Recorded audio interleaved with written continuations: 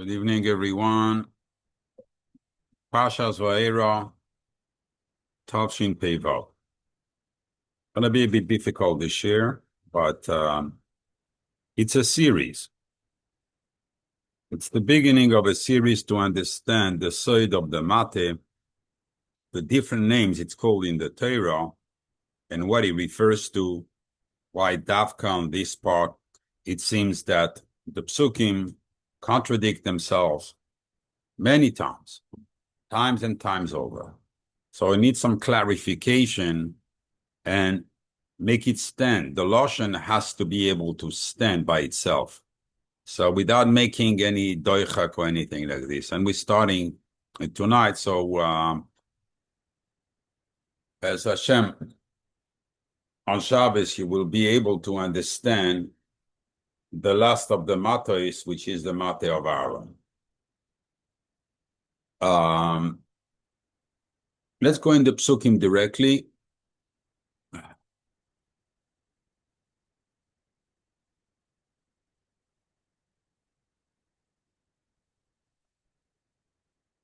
So, in order to start understanding the inyan of the Mateh, I have to go back to Pashas Shmois, where HaKadosh Baruch Hu spoke to Moshe Rabbeinu about the Sneh, and this is where the Mateh started. In our Parsha, it's already when Aaron is going to use the Mateh and do the ois before Pharaoh and the Khartoumim. So it's already too late to understand because a lot of the terms are used in Parsha Shmois, and we're going to reuse them here.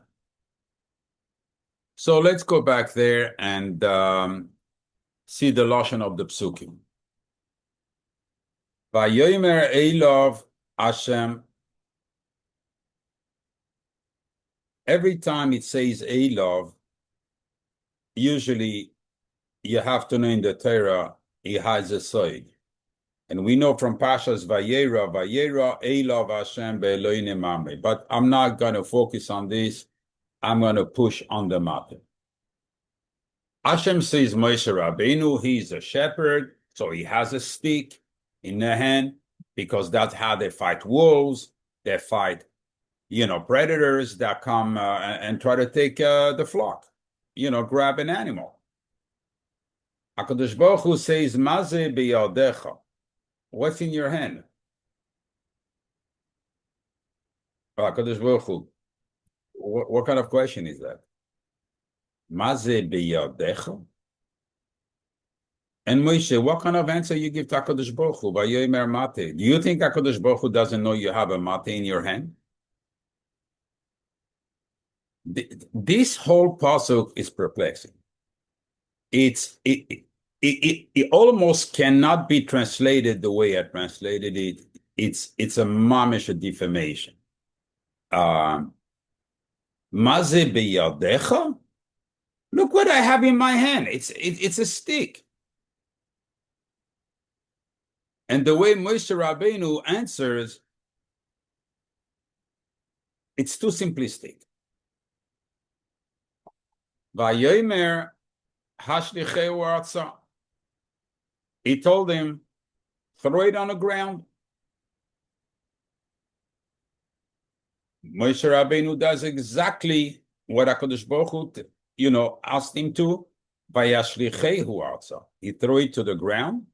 Vayhi lenachash. He turned into a snake. Vayanos Moshe mipanav. And Moshe ran away from before it. When Aaron is going to do the same ois that HaKadosh Baruch Hu is going to ask him here, it's not going to be a nachash. It's going to be a crocodile. Tanim. I mean, is that a moifes HaKadosh Baruch Hu is giving into the stick when you throw it? What are we became? Hiji-bijis in the Torah? Now we do like the goyim, we're using the language, chas v'shalom. Why did it turn to a nachash here? And why was Moshe scared of it? Vechi nachash memis, vechi nachash mechaye. Does a nachash has the power to kill? Way after Rabbi Chanina, and there was the Aharon, which is I always forget that word in English. The Aharon is the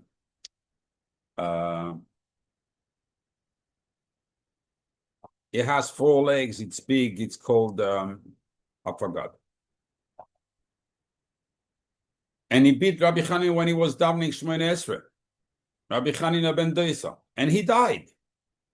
It's not the one that has poison that kills. It's the chet that kills. Moshe Rabbeinu was clean. He had no reason to be fearful. Vayomer Hashem al Moshe, Hashem says to Moshe, Shlach yadcha. Oh, because maybe Moshe Rabbeinu would go bite him with his mouth, right? Where do I need Shlach yadcha? We won't get there. But it's still, just to show, ve'echois biznavoi, and hold his tail. Okay, Moshe, again, the pasuk repeats, vayishlach yadoi. What, do you want to catch him with your leg? Vayachazek boy. He doesn't say biznavoi. He held onto him, meaning his body. If I have time, I'll give you a side here. Vayhi lemate bechapu. And he became back a stick in his palm. What do you mean in his palm? Moshe Rabbeinu was 10 amos tall, 5 amos tall. The stick, if he had to hold him, was 10 amos. How can he hold him in his palm? What is the pasuk saying here? Then the pasuk says, Leman yaminu, so they will believe the Bnei Yisrael, ki nira eilecha Hashem, that HaKodesh Baruch Hu appeared to you. But I have a problem. At the beginning of the Mateh of the Sneh, Moshe Rabbeinu said, V'haya im lo ya'aminu. And, whoa, what happens if they don't trust me? Hashem says, you're talking bad. You're saying Lashon Hara on my children? How is it possible? And the Midrash Rabbah goes there ballistic on Moshe Rabbeinu. But HaKadosh Baruch Hu, you're going to say it yourself. Telling you the Mateh of the Sneh, if you start looking at the words, they have a complete different story. Kinira elecha Hashem Eloike avoisam. But this time we're going to say Eloike Avraham, Eloike Yitzchak, Veloike Yaakov. We're not going to say like Moshe later, Eloike Avraham, Yitzchak, Veyaakov. There's an Eloike in between all of them. Don't we know who is Eloike Avoisam? Do you really have to spread it like jam on a... Come on. What's the reason the pasuk used such a length in everywhere?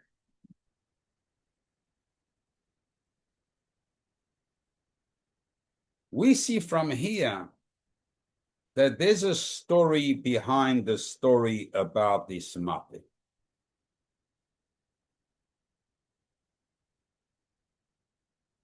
Now, in Pirkei Rabbi Eliezer, but in the Mishnah, in the Midrash, it's all brought that the Mateh was one of the items created in Bein Hashmoshes, meaning on the eve of Shabbos of Maaseh Bereshis. But in Pirkei Rabbi Eliezer, he tells us how this Mateh ended up where it is right now. And he explains, HaKadosh Baruch Hu gave it to Adam HaRishon when he left the Gan Eden. He gave it to Chanoch. Chanoch gave it to Noach. Noach gave it to his son Shem. Shem gave it to Avram Avinu. Avram gave it to Yitzchak. Yitzchak to Yaakov. Yaakov took it down to Mitzrayim, gave it to Yosef. Yosef put it in his coffers, where he kept his fortune. And when Yosef died, Pharaoh didn't allow his children to inherit his fortune. He went and he took everything. And among those, he saw such a beautiful Mateh, beautiful stick. It was done with some pirino. And this is a gem. Probably Pharaoh thought it was just a diamond, but it was done with the same stone with which HaKadosh Baruch Hu created the first luchas.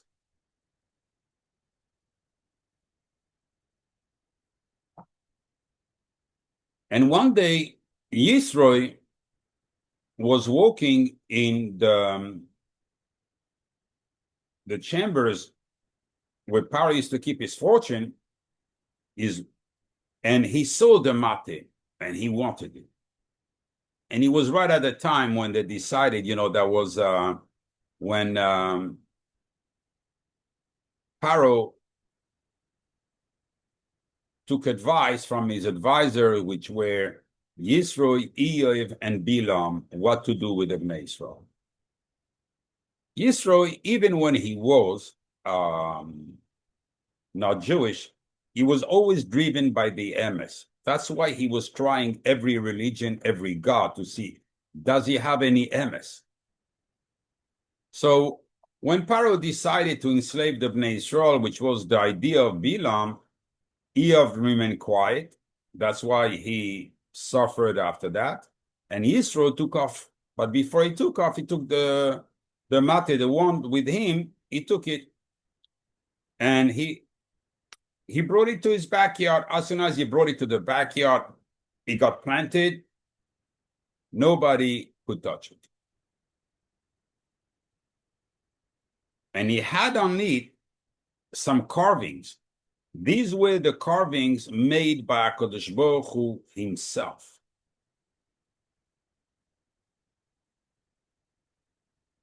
It was Sheimos on the sides of this Mateh. And the Midrash tells us that Yisro made a deal because his daughter Tzipora, she was so beautiful that, all the prince from the area wanted to marry her. But Yisro decided, how am I going to choose? It looks like a holy stick. Let him decide. Who's a good fit for my daughter? So when they started coming, and he told them, try to pull out the stick. As soon as he would approach it, he would swallow that person. So, the coil went around that don't go next to the stick in Israel's backyard. So they were all scared to approach it. And that's how, she remained 10 more years in the house of her father. She was feeding Moshe Rabbeinu in the bar, and so forth. Atkan.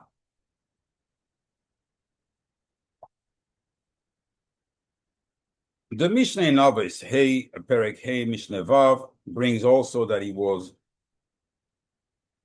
one of the 10 items that were created in Ben Hashmoshes. But when the Yalkut Shimoni recounts it his way, he asks something. When Yaakov said, Ki bemakli avarti es hayarden, he's talking about this Mateh. It's the Mateh of Yaakov Avinu. There's plenty questions on this Yalkut Shimoni. So if he crossed the Yarden and he had the Mateh HaElokim in his hand, when did he fight the Malach with the Mateh HaElokim? He wouldn't be able to touch him. Though I have to give credit to the Lashon with the Midrash to bring that pasuk, because when you take the word bemakli equals 182, equals Yaakov.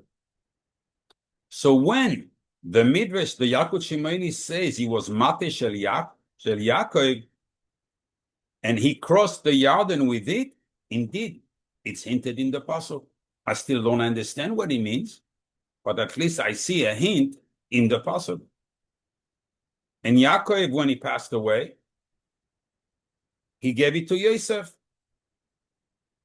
Interesting that Yosef didn't do the same thing to his children and passed on the Mateh and left it there. Very interesting. It's a pele. But, can I answer all the questions? There's always going to be questions. The Zohar HaKodesh in Pashas Beshalach recounts that Rabbi Elazar, the son of Reb Shimon Bar Yochai, asked his father a question. What are these different names that we call the Mateh? Mateh of Moshe, Mateh HaElokim. Are we talking about the same Mateh, or they were different ones?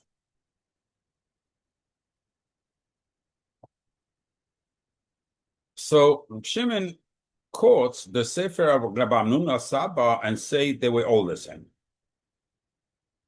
Whether it says Mateh Moshe, whether it says Mateh HaElokim, we're talking about the same Mateh. What was the particularity of this Mateh? That when Moshe Rabbeinu was raising it, he was raising the Gvuras. And the Zohar says, it's interesting. Only on that Zohar I've seen it, but I haven't seen it in any other one, and I'm going to mention it. When Moshe Rabbeinu was holding it in his right hand, automatically the Chasadim were coming down. When he was holding it in the left hand, the Gvuros were coming down. In other places it says that when he was holding it straight, so we had the Sheimos straight. So what was it on that? What was carved on this Mateh? You had on one side the Shem Mem base, the name of 42. What is 42? It's the Lamed base Nesiba is HaChochma, the 32 passages to the Chochma, the 32 Sinoiros of the Chochma, plus the 10 Spheros with which the world was created. These are the 42, the Shem Mem base. That's why the Shem Mem base is tremendous. By the way, this is, I don't know if I've ever mentioned it. And on the left side, you had Detzach Adash Be'achav. We say in the Haggadah, Omar Rabbi Yehuda Nosan Ba'em Simanim, when we mentioned the 10 Makos, Rabbi Yehuda, something simple. He's going to give us the Rashi Tevis of the Makos, Detzach Adash Be'achav. It's very simplistic, right? No. You think Rabbi Yehuda, we need a Tana to give us the Rashi Tevis of the Makos, that is Detzach Adash Be'achav? No. It's only because that this Dari HaKodesh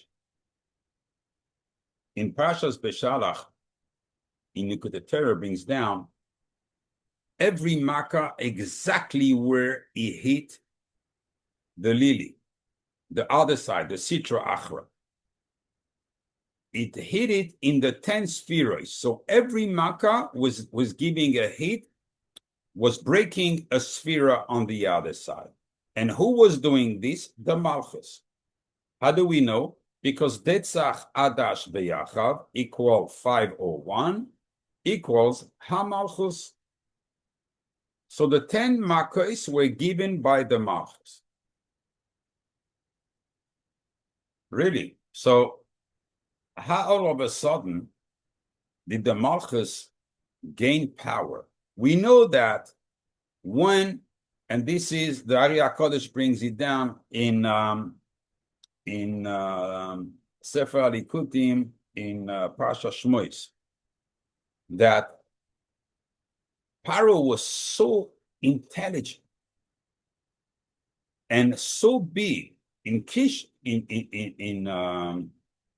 Kishuf, whichever one it is. There's witchcrafting and sorcery, which each one refers to, but he had one of them. He was a top on this. He's been able to entrap the Shekhinah.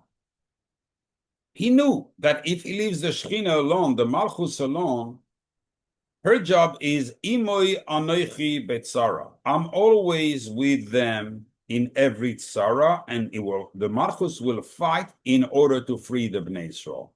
In order to prevent the Malchus to free the Bnei Israel, he entrapped it. So what happened in between that all of a sudden the Malchus has such a power that not only it can free itself, but it can free all the Bnei Israel. And on top of this, it can break down the whole Sitra Achra. What happened?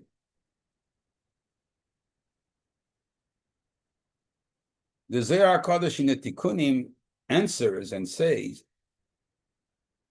that's the power of the Mateh. Okay. I mean, I'll be happy to believe this, understand, but, I need to know.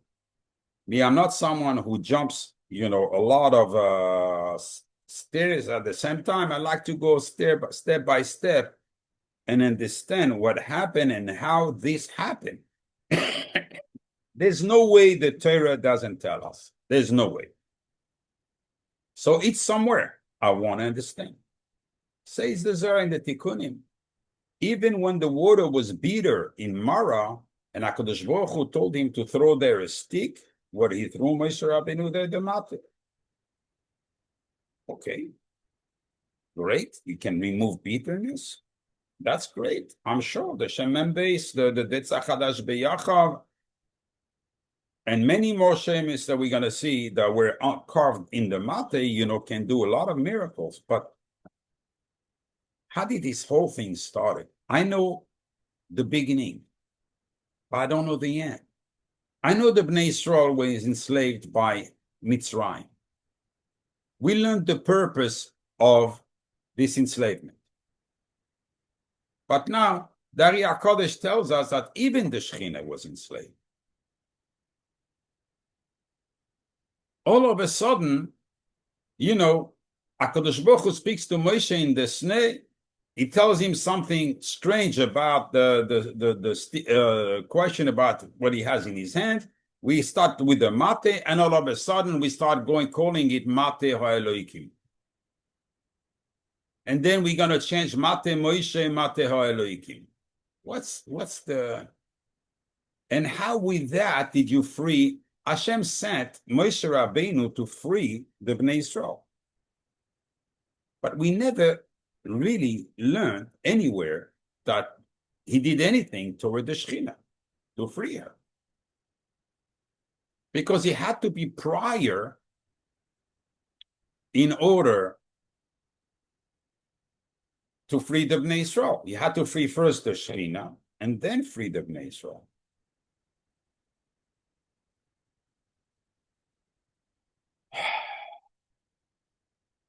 If you would know the flows of Zohar that come right now, that I want to tell you on so many different points, but I will ruin the shir in that way because I'm not going to give it to you You know, when someone Chaz v'Sham is in hospital and you try to rehab him and everything, they give him intravenous, but drop by drop by drop by drop. And that's the introduction. And I have to give it to you, otherwise we're going to be mixed up on Shabbos if it's not clear. So, and the Zohar says, if you want to know what was the side of this Mateh, is every time Moshe Rabbeinu used to hold it, the Malach Matat used to go in there, and he was the one clearing up, you know, the surface. He didn't do it before, right? But when Moshe Rabbeinu is there, he's doing it. He didn't free the Shekhinah, you know, for 210 years. So what is the side here that Moshe Rabbeinu comes and all of a sudden we adding something kind of the dish was missing salt. Now all of a sudden we can serve the dish to the king because we have the salt. What happened?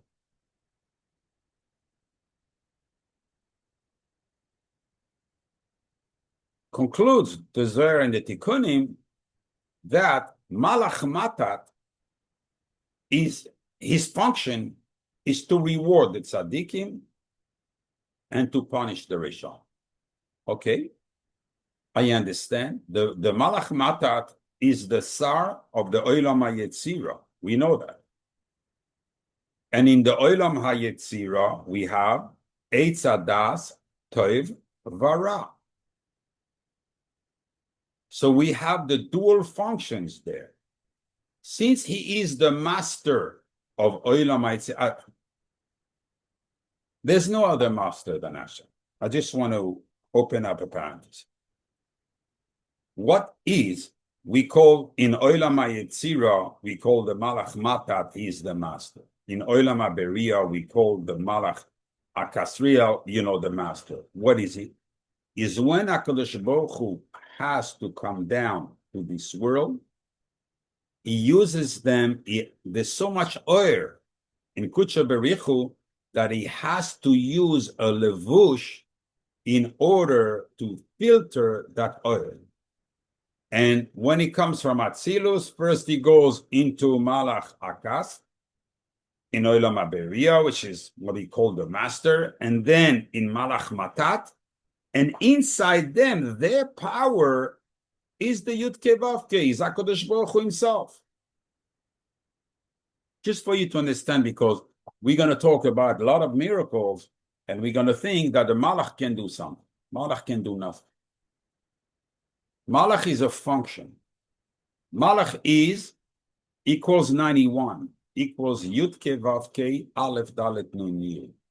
Only when Kudsha Berichu and the Shekhinah go into that Malach and they're clothing themselves with it, can he do something. They're acting as a neshama for that Malach. So now we go back. So the Malach Matat is from Olam HaYetzirah, and in which there is Eitz Hadas. Eitz Hadas, you have the Nachash around it. On one side, you have the good. On one side, you have the bad. You do good, you've been rewarded. You do bad, you get punished.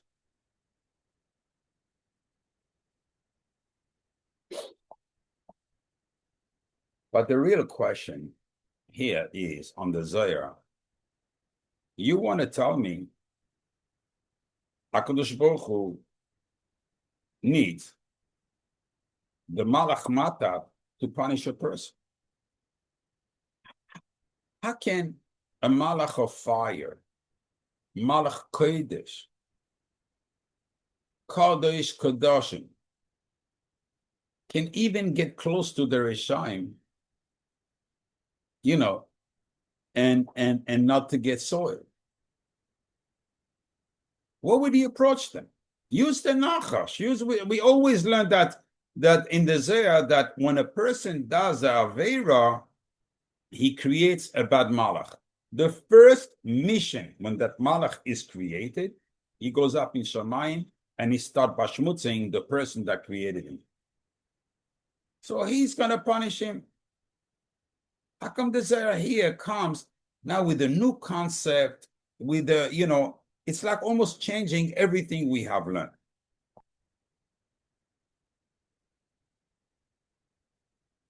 There is a side in this which is mind-boggling. So simple and at the same time so deep. And this is something that we can use as a wand in our life. It's not just a side that you learn and well, I learned a great thing. It's very practical, very, very practical. And you can use it on a daily basis, 24/7.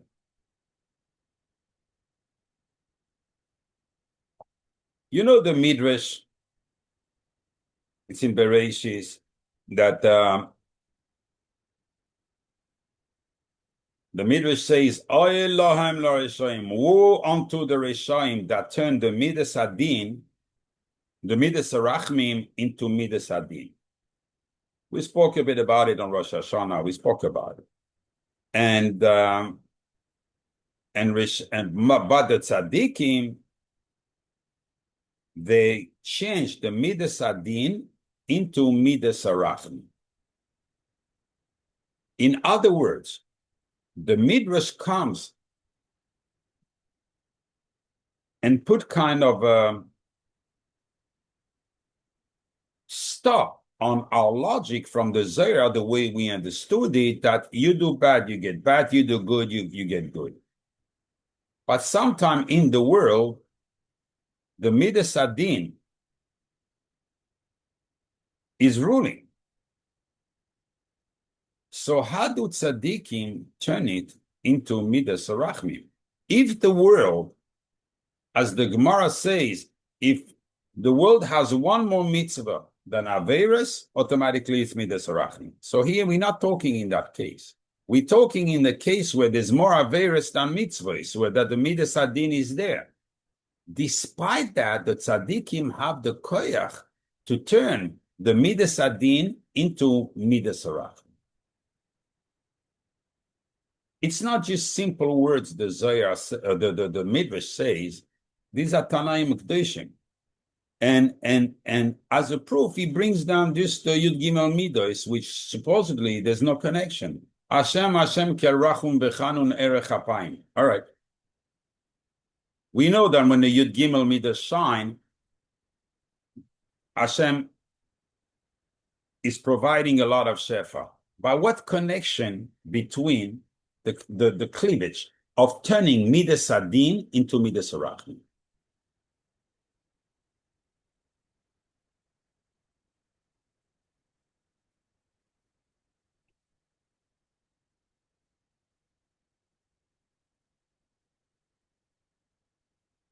I'm going to explain you something. I'm going to take you a little bit now. We're going to stay on the...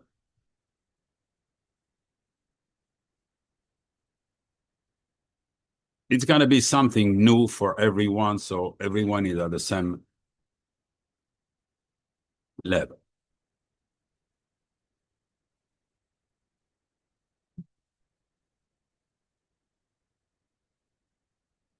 We know that's the yichud we do. We spoke about it many times in Krishma. Hashem Elokeinu, Hashem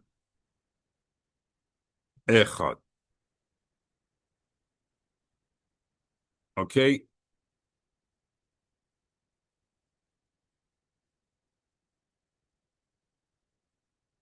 I knew I'd miss one.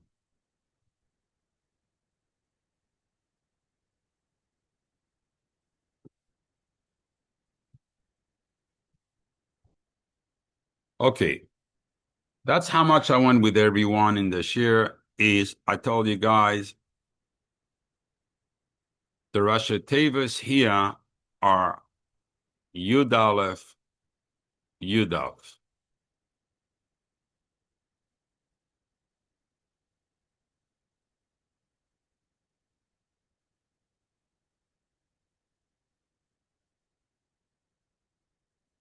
Okay, we have Yud Aleph, which is Hashem Kodesh, which is the shoresh of all the Sheimos. Now, we're going to separate them. Not sure I can anymore. So Hashem Elokeinu refer to HaKadosh Baruch Hu. Hashem Echad is when we bring the Shechina together with Kudsha Berichu and they become one.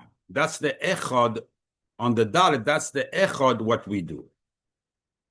Now, we're going to see that in the name of the Shechina, which is the Adnus, we have an Aleph and we have a Yud.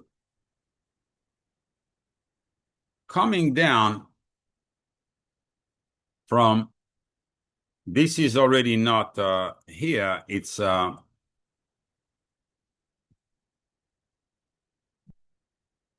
K Yud Ke Vav Ke.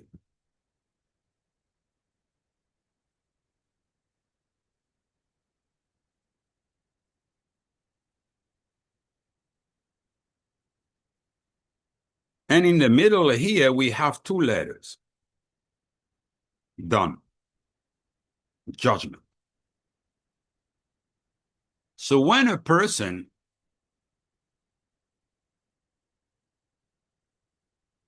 does a ma'aseh that's poigem in the Aleph Yud, so meaning Chaz v'Shalom is making a pirud between HaKadosh Baruch Hu and the Shechina. These two letters go, and he brings the din on himself.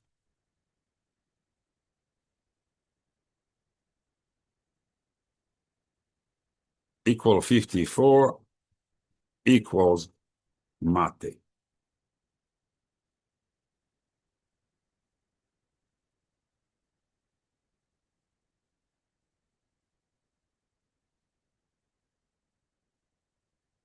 Though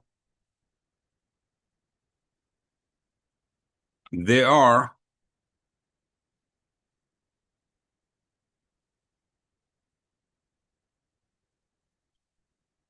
$13 ways to write the Yud Ke Vav Ke in full.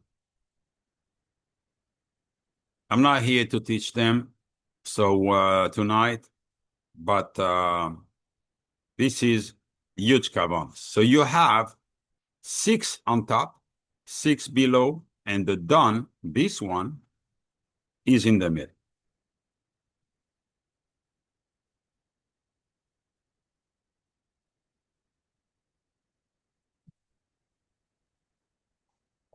I'm going to focus on only on this one. So just to tell you what these 6 do, so here is, it's all the month of the year. Nisan, Iyar, Sivan, Tammuz, Av, Elul, Tishrei. The 7.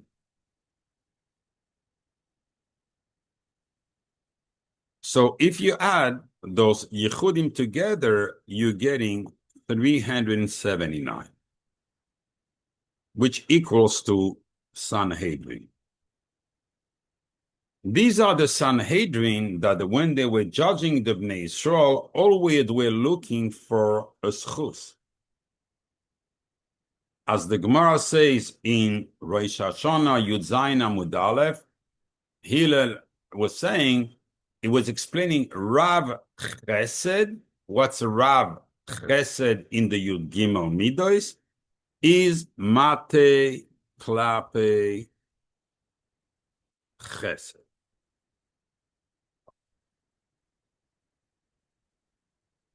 You see, the word Mateh comes from the word to swerve. So you're not straight, you are on an angle. The Mateh itself is always trying to find a reason to be a schus. Mateh klape chesed, even though it's midas adin, but still the beginning, the midas adin is still trying to get back closer to the chesed, not go to the one below. I'm going to show you. So what is the yichud of Tishrei? Is Yud, Hey, Vav, I think it's Hey. Let me calculate. 20, 30, 30, and 22, 52, Rome. So it's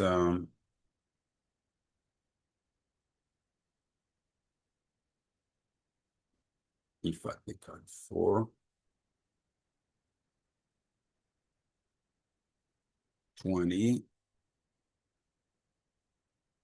26, 26, and 22, 48, 48, and 6. Got it. That's the yichud of Tishrei. Tells me that's the yichud of the Mateh.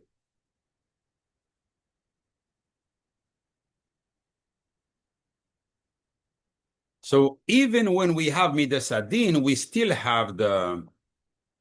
Now, just for the sake of this, I'm going to explain you this first. Now, if I add, and this equals to kisei rachamim.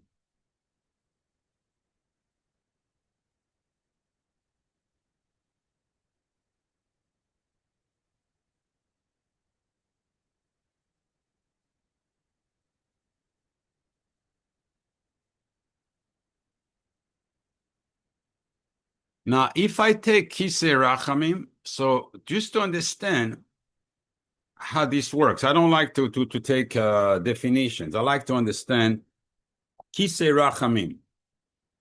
And we're going to take done. So we're going to take the first 7 months of the year. So if you take slowly, equals 433.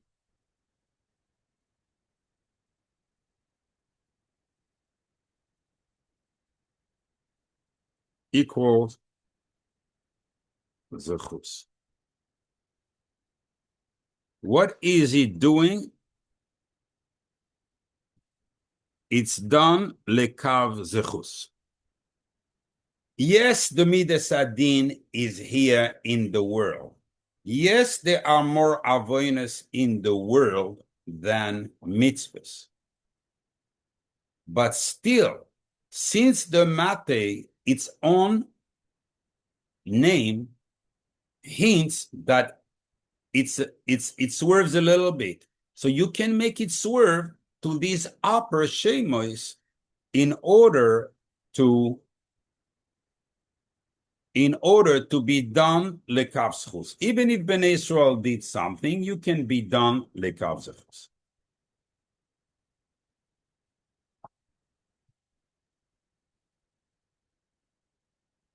However,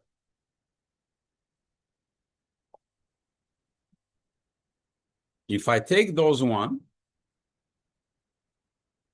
equals 291,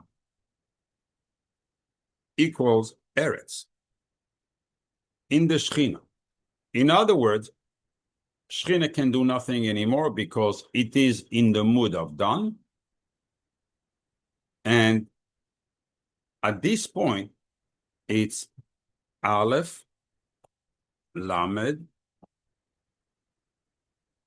Hey, Yud, Mem, Elokim, the Dinim. So indeed, the Mateh per se is not, the Malach Matat himself is not the punisher. He's only, like you have in the rails, you have the guide on which rail you're going to go, to the right or to the left? The train, on which one is he going to pass on? So here also the Malach Matad is the guider. Is it going to be through the right or is it going to be through the left?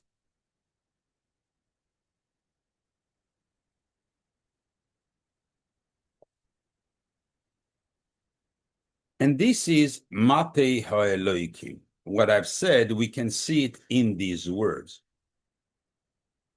HaElokim equals 91. Equals Malach. Equals Yud Ke Vav Ke. Aleph Dalet Nun Yud. Everything we have said synthesized. With the Mateh, we know what it is. Shem Dan. Here's the Sheimos. The Yichud has been broken. Now, you can say it was a oines, or you can say, no, it was a mezid chas v'sham. And that's where the Malach Matat is going to... Now you have exactly a picture of where and how the Malchus is working and what defines din. And even if there's a din, are you going to be done lekav schus or chas v'sham, you're going to be done lekav choiva? And that makes a huge difference.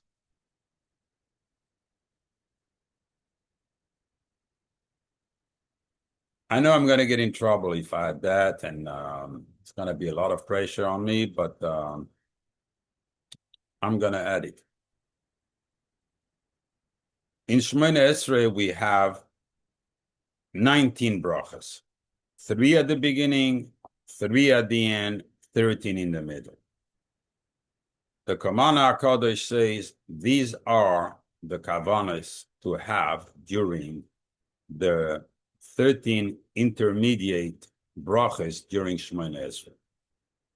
Don't ask me to give them to you, I won't. Not now. So that's what we have. Now we understand how already the Mateh is working, and we're going to take this and move on a little bit. I should have stayed on it. There is a pasuk in Shmuel. It says, Uvyad ha-Mitzri chanis. And in the hand of the Mitzri there were a spear. Vayered Elov, he went down to him. Bashavet.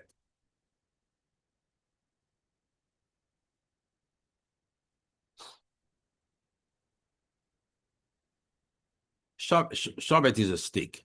Vayigzoi lesachanis, he took the spear miyada Mitzri, from the hand of the Mitzri, vayargeu bachaniso, and he killed him with his spear. You guys understand something?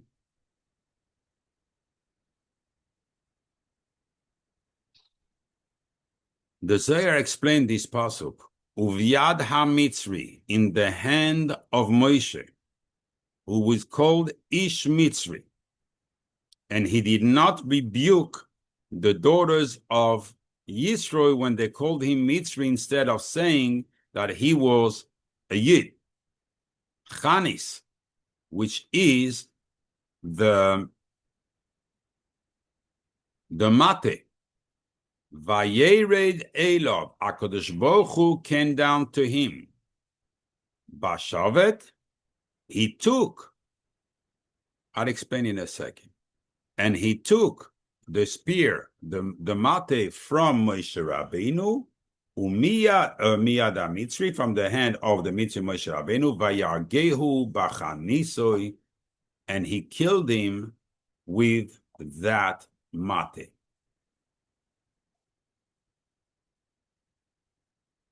Explain the Zohar HaKodesh that when Moshe Rabbeinu made the mistake, HaKadosh Baruch Hu told him to hit the tzur. In English makes no sense. Tzur, which is the rock. to take water to heat the tzur, right? And with that, to draw water from the sela. Sela it's the same.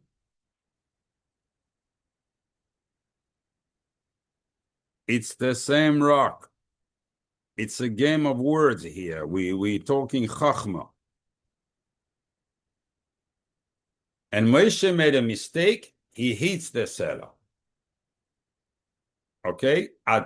Says the Zohar, you realize that after that time,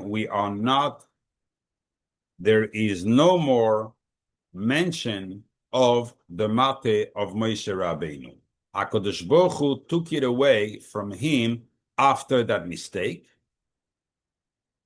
And because if Moshe Rabbeinu had been able to keep the Mateh and remember to hit the tzur, not the sela, he would have gotten into Eretz Yisrael, and the oil of Moshe Rabbeinu would have never stopped shining and protecting the Bnei Yisrael.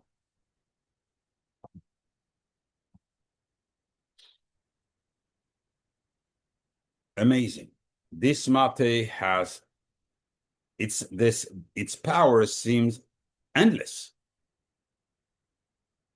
But when Moshe Rabbeinu himself sinned, we can call this a sin, automatically HaKadosh Baruch Hu took away the Mateh from him. So even when he went with Sichon and Og in this holy war that's going to be mentioned so many times in the Torah, times after times after times, so big was a miracle.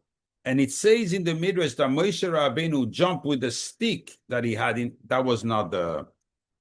And the way Moshe Rabbeinu was niftar is with the Mateh, which is Yud Kei Vav Kei Adnos. We need to explain a few things in order for us to understand.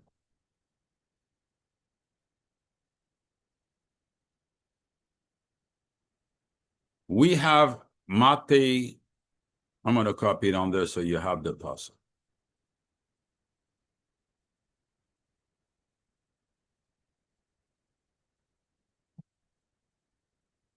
Remember that word. So we have Mateh HaElokim, which equals 145. Now I'm going to synthesize everything we have said, exactly as we did with the Adnos, so we understand the Chet, we understand what's happening. Here also, now I'm going to give it to you in these two words, so you understand the Mateh HaElokim. Equals Ma Ben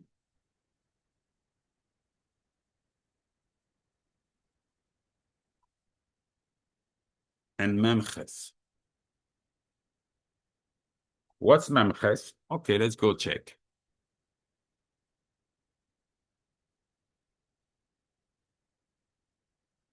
So we have Tishrei here, right? So we had here Nisan, Shemav, Iyar, Sivan, etc. So here we have Tishrei, Cheshvan, Kislev, Teves, Shvat.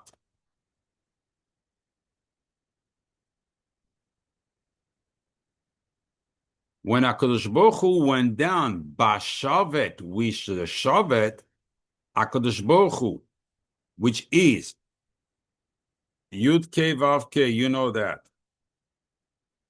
The name Yud Kei Vav Kei is written like this, with the name in the Malchus, Yud Kei Vav Kei. How did he grab the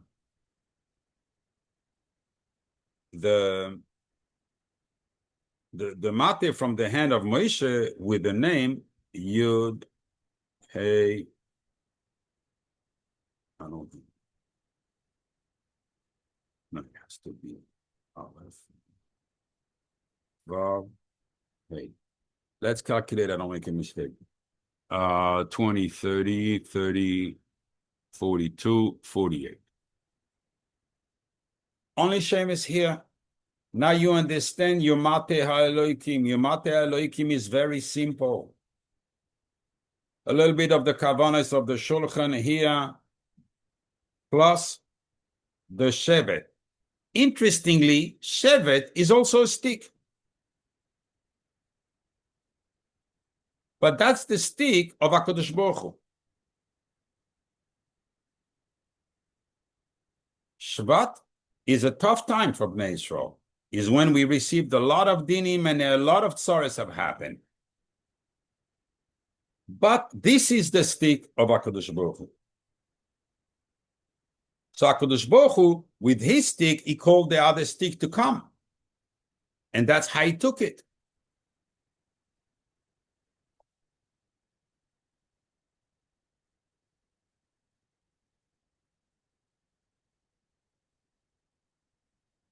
Now Moshe Rabbeinu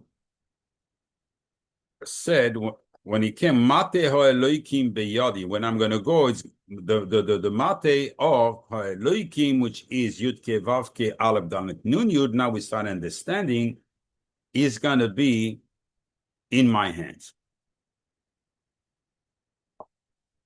This equals to 177. Because what is he going to do with this Mateh here?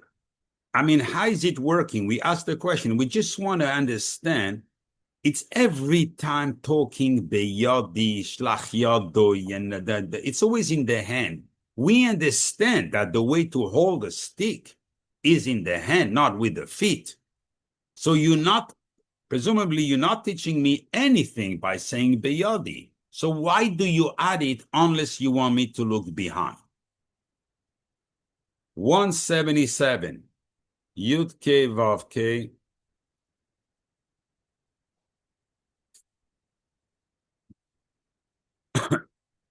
Kana. I'm going to explain. The Shem Kana, we call it Kana because it's equal by its value 151, which is Aleph, Hey, Yud, Hey. The lowest of the three named in the Bina, which is Kehye. Aleph in full. Aleph, Hey, Yud, Hey. So when these two names go together, basically Moshe Rabbeinu says, I'm coming with the name of Hashem. Remember, we've learned in Parshas Chukas that when the Bnei Yisrael in the Haftarah, the Yiftach HaGiladi, with Yiftach HaGiladi, when they went to war against Bnei Ammon, and there were 30,000 at the beginning, and HaKadosh Baruch Hu says, too much for me, because people are not going to realize that I'm doing a miracle. And he let go of a lot of them until there were, if I recall well, there were 300 left. And Bnei Ammon were laughing, you're coming at us with such a small army, we're going to beat you up in no time.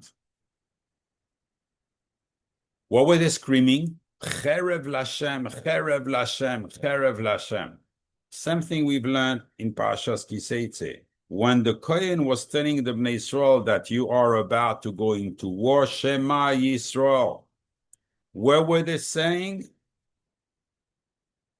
All the time, says the HaKodesh, they were going to war without weapon, but they were saying, Shema Yisrael, Hashem Elokeinu, Hashem Echad, Shema Yisrael, Hashem Elokeinu, Hashem Echad. That's how the screams, they were going and charging on the enemies, no matter if there was like Iopator, which had the kings of up to India to come and help him, Greece to help him to conquer the land of Israel.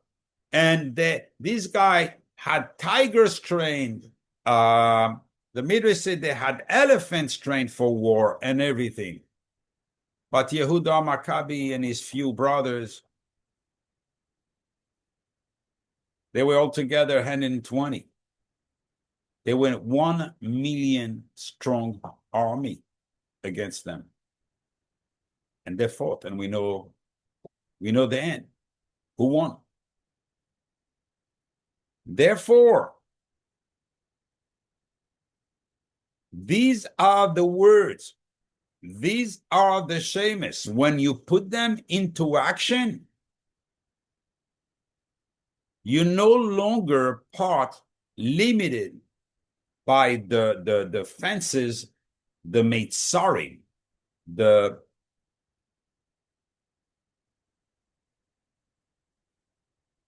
boundaries of this world.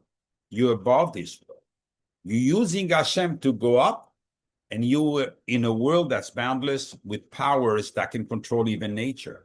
Therefore, one Jew, even though if he's not trained, he can kill thousands of goyim that come to aggress him. And that's the inyan of the Mateh. The Mateh was here to show the Bnei Yisrael that Hashem does everything. It's Mateh HaElokim. Who is behind all this? Is HaElokim. That's why when Moshe Rabbeinu was by the Sneh, he was only talking to the Malchus. He was not saying Yud Ke Vav Ke. Bi Adoi, and it's written Aleph Dalet Nun Yud. Because he understood the power of these 4 letters.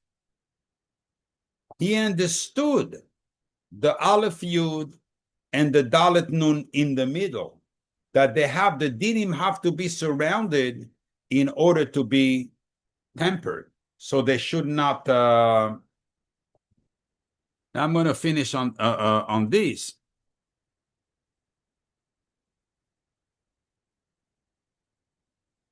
We have, these are the Sheimos when HaKadosh Baruch Hu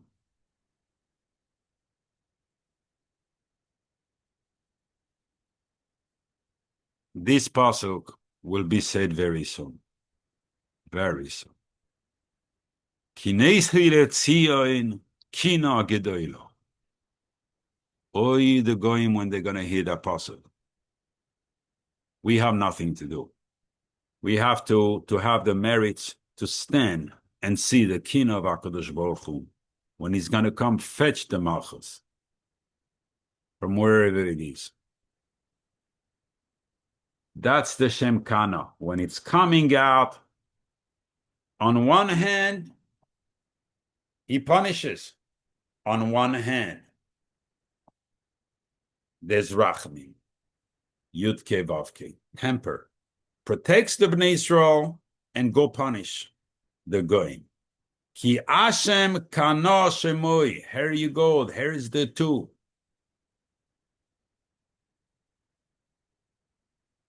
Here it is. It's Mateh HaElokim. This is the time we're going to see the Mateh HaElokim coming back to life. And the same way with it, Moshe Rabbeinu was freed the Bnei Yisrael from Mitzrayim. HaKadosh Baruch Hu is going to free us from Shibud Malchuyos b'mehera b'yameinu. Amen. But I'm not finished. I'm saying on this.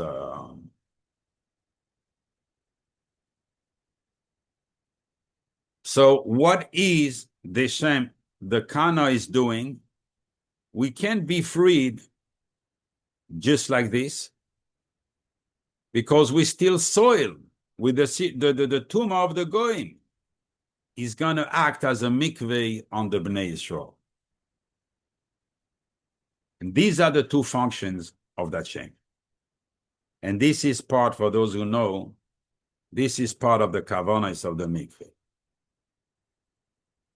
It's great to be metaher the guf, but if the nefesh is still soiled, what's the point? You get out of the water, back, the guf becomes tameh again. The ruach is tameh.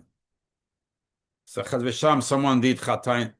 You need to get your nefesh, ruach, neshama inside the mikveh also, not only the guf, and that's where the kavanas come play again.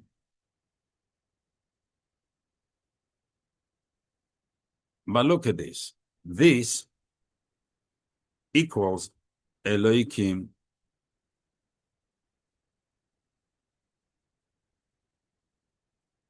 The Shem Mateh HaElokim and also the Adnos. The Shem Kana, Mikveh Yisrael Hashem. At that point, HaKadosh Baruch Hu will turn the Shem Kana into a mikveh not only for us, for the Malchus also. And at that point, she'll be able to re-enter the Beis HaMikdash Elyon.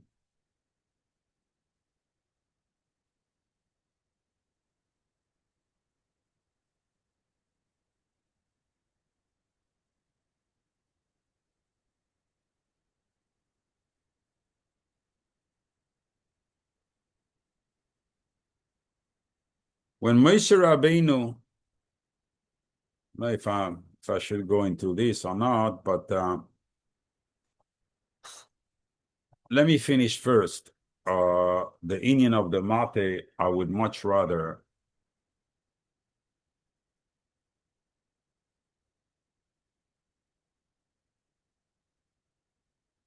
there are three ways when we write it in full to write the Mateh.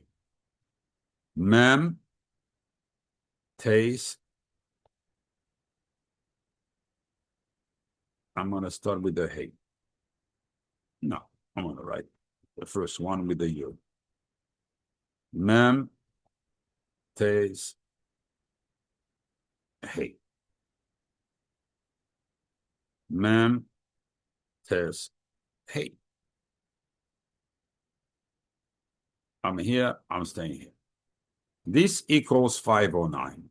This equals Mateh Nachash. Remember those words. Shabbos, you'll understand how deep it goes. But here simply, it just tells us that the Mateh, exactly like in Mitzrayim, is going to hit the Nachash. And this time, break it forever. If I take Mateh,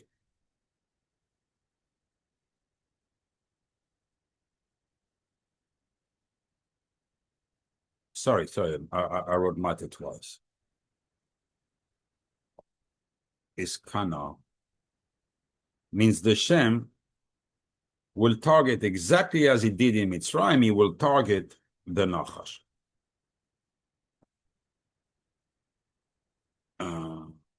This equals, so I have to remove 4, or it's 505. And what is 505?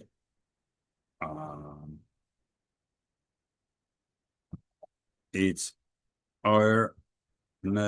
Melech Chaim. What do we say in the Tefillah on Yom Kippur? What does it mean? Melech Chaim is the Bina. When the Mateh is out, the Bina comes out also. And we all know what happens when the Bina comes out. Melech Chaim is always the Bina. In other words, that the Shem Kana, the third Shem goes, fight. Now the other two, they're going to start shining. And once we have the oil of the Bina, all the Chitzonim are dying. This time, they won't have time to run away. By Mashiach, they're not going to have time. Usually, the Bina gives them time. They know it's going to shine, so they go and run away. So here we have 514, 5 more, 514.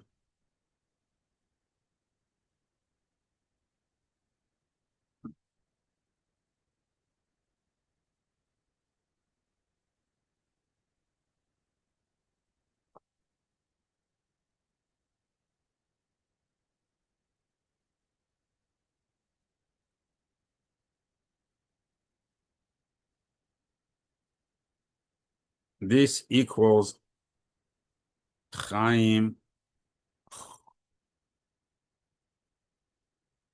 Moves. Life and death are in this matter. That's how Hashem gives life. This is how Hashem gives, Chaz v'shalom, takes someone away. This equals the other two names of the Bina, Kasa. I'm going to go quick on this. I want to say one last thing. Tamag plus the Shem done. It's all Shems. In other ways, you see it all run around. Basically, what do we have with the Mateh? The Mateh can, if it does lekav schos, it's going to be Chaim for the person. If there is no chance of it, then Chaz v'sham, it's going to be Mavis. But if it's Chaim, then it's with the oir of the Bina. There's a lot of Shefa coming. But on the other side is darkness, because the Nachash is going to take a full beating. If we take these three together to see what's hiding behind this power, equals 1,529 if you add the thing, 514 plus 5, it's 1,528. 509, 514, it means 1,014, 1,014, and 514. 1,528. That's correct. Equals Milui of Milui. I don't have to write it. It's too long. The Milui of Elokim. At the end of the day, the Mateh itself always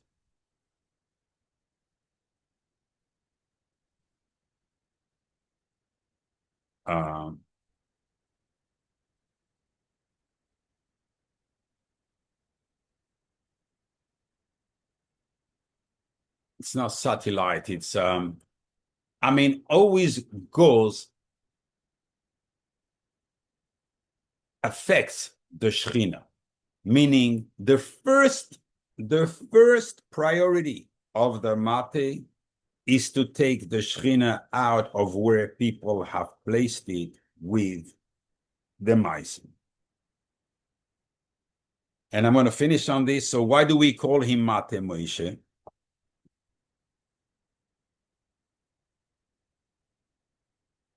Because it equals 399, and Moshe Rabbeinu with his love of Bnei Yisrael, El Male Rachim, always down for them, never Chaz v'sham. So when we say Kel Male Rachamim Shoichen B'Meroimim, and we want to affect the neshama, we're using Mateh Moshe. Baruch Adonai le'olam, amen be'amen.